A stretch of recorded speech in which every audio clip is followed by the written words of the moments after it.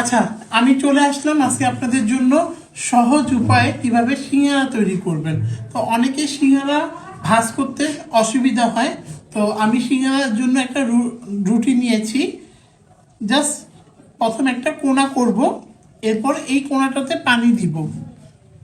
এইখানটা এই ভাঁজটা দিয়ে এইখানে একটা পকেট তৈরি করব।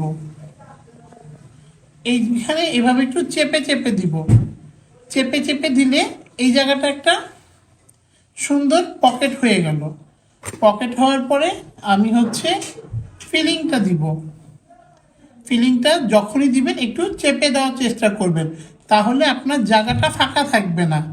ওকে, তো দেখেন আমার ফিলিং দেওয়া শেষ এবং এখন আমি চারপাশে একটু পানি লাগাবো।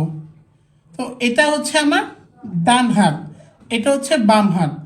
ডান হাতটাকে বাম হাতে চেপে লাগিয়ে দিব। ওকে, এখন এই সামনের সাইড আর পিছনের সাইড একসাথে এইভাবে লাগিয়ে দিব।